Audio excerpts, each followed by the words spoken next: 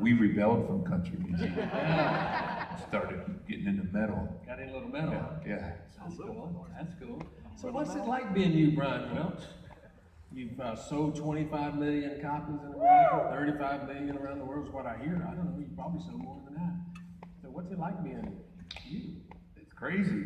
I thought it was all about that until she was born. Yeah.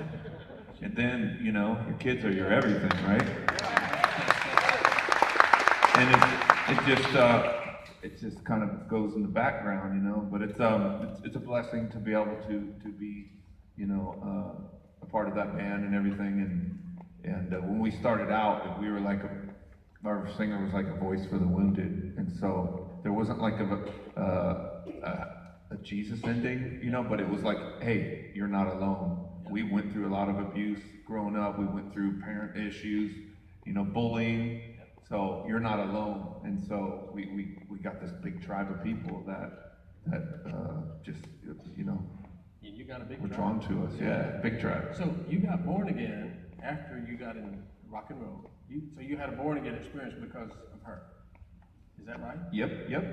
And It was tell just us the about drugs, the rock and roll, crazy lifestyle and everything. And she was born and she was like this perfect little innocent Shirley Temple kid, you know, running around. And next thing you know, I couldn't get off the drugs. And then, you know, she led me to want to fight for myself, to be the best dad I could. And so I ended up me and her ended up wandering into Valley Bible Fellowship down in Bakersfield, and that changed everything. You remember pieces of it, right? Oh, I remember all of it. Really? You were 5 years old? 5, 6. What do you remember?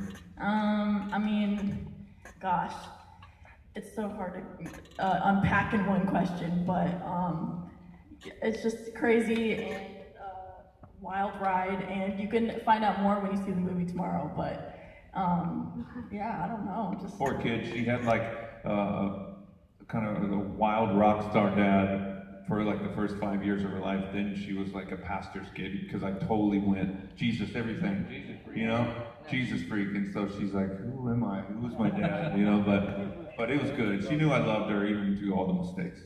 So you dropped out of porn and you went back. And so what's it like? So you came back full on Jesus freak and doing Hellfest and all these things. And so how was that different? And how was it different being a strong Christian like you and doing corn? It is just, you know, just trying to balance everything, but everyone's got their head on straight and all that. And just, we're trying to do just being ourselves, you know. there was 8 years between when he left and then when he came back, and so a ton of things happened to him, learning experiences, even Christian businesses that he got into that were wicked people, didn't work out, and so he learned a ton, and then it was just perfect timing. It was honestly divine appointment. Everyone was sober, and they all had kids, and so it was just perfect timing. She was 14 at the time, and she ended up needing some female guidance. So as I went back into feminine guidance, whatever, she went to a boarding school called Awakening Youth, because she was having some issues, and so it was like a crazy situation where, what am I doing? Is it time to go back into the band? Is it meant to be? And then once she got her situation all set right, then I knew it was time, so. So it's pretty miraculous what God did between you two, and the whole movie's based on that. Yeah. And just, man, Holy Spirit's all up in there, and wow. So tell me a little bit about the miraculous moment. Was there a turning point, or just a process of time? How are you two here today? You probably should have been dead by now. Could have been. We both could have been, but you know, there was so much attack on our life that I don't know. I think God really pushed and gave us all the opportunities we could, like even putting me in a therapeutic environment. Awakening Youth is actually a kids boarding school for girls and boys 13 to 23, and it's unlike any other mental anything like hospital or anything. It just defies we have in mental health today. And it really created a habitat for me to be Janaea and not just Head's daughter, and learn things that even I didn't learn without growing up with a mom, just certain things. So yeah, God just, even the details, God just like made it happen. And you're a single parent, was that? Yeah. Right? So what advice you got for single parents out here who's got crazy 14-year-old kids? I wasn't that crazy. I was just hurting. That's where the mistake happens, is that this generation, both parents are working, and so the bonding, it doesn't quite happen. And so that's why kids seem crazy, but really they're just hurting inside. That's all it is. Totally. I would just say, just don't give up. Love, and even if you have to love in a way that hurts. Like I had to find this boarding school. I could tell God was all over it, but yeah, she went to this boarding school and I had to let go, And so it was just, you just don't give up on your kids, and you only have them until you're 18, so whatever you got to do to reconcile your relationship, do it. You were in boarding school, huh? I went January 2013, and I'm still there doing an internship right now. Yep, I just believe in the movement so much. I think it could change the mental health world, and I think it could change foster care and adoption, really. And so I put all my everything into it, So good. Just barely turned 21. She's focused.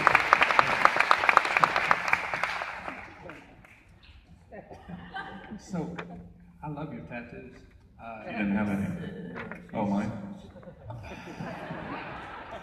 You got Jude 20, build yourselves up in your most holy faith, praying in the Holy Spirit. You got all kinds of stuff on there. I'm up there. You That's got her right. up She's there. right there. She Yeah. was 5 years old. Yeah.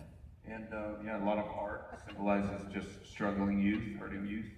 And then right above here is Matthew 19:14, let the little children come to me, Jesus says. So yeah, all kinds of stuff, Then I realized that the Holy Spirit breathes on different scriptures. So whatever one that he breathed on, I put on my skin, and I was like, I better stop, I'm gonna run out of skin. So, but it's good. It's all part of the journey, You're a walking Bible man. You have any tattoos? 2 that nobody knows about. Teenager, I got Tweety Bird on my butt. And, now it's Big Bird. I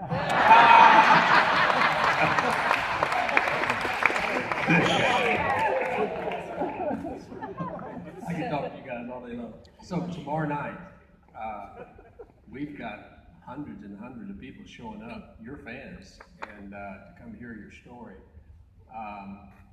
What are you hoping that happens tomorrow night, Brian, Janae? What are we praying for? What are we believing for? These are your fans. I mean, I would assume a couple thousand people be here, and I know we're believing for people to be introduced to the gospel, and I'm so thankful. I am so thankful that you are here, both of you. Touches my heart. Amen. Amen. Because you're going to touch an element in this community that they won't come hear this white preacher guy, So, what do you think? I just hope that they see that they're worth it, and that life can get better, and that they need to, like, if we can fight for our relationship to get like this, and at the end of the day, I just hope that they see that God is real. He's not going to fix everything with a snap of his fingers, but he'll walk you through the process. But he is very real and involved in your life.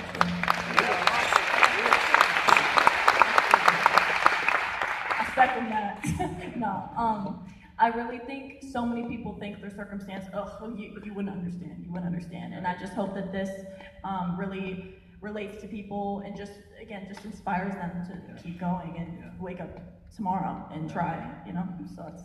Because I heard an interview on you somewhere one time that you were angry praying, and you didn't have it all together, and you were mad at God or something. And I like that, you being real like that, because when you start serving God, you don't have to figure it out, and the crazy thing going on in your head, and I'm just looking forward to this. I really am. And we don't got to be perfect. He loves passionate people. Sometimes the passion goes the other way, because we're angry at, but we got to get that stuff out of us so that it leaves the temple which God dwells in, and then it gets cleansed through all of that junk. So good. he doesn't like perfect, proper religious people that try to do everything right that aren't real with them. Yeah, yeah. So we're going to go looking for a pastor one of these days to take up my place. Are you a candidate? I think half the church will leave, but sure. Hey, once again, I'm just joking. thank you guys, and Yes, thank you. thank you so much for. I know you just come off tour, taking out time to come be with us, and it's all for the kingdom. And, man, thank you for flying here. Thank you for good testimony. Good testimony. Thank you. So tomorrow night, 6 o'clock. Go bring somebody. Tickets are still on sale. You can buy some in the Commons out there tonight, and also because a lot of you know a lot of people that need to hear what they got to say. So let's give them a hand. Thank you for coming tonight. Thank you. We're honored to be here. Thank you, guys.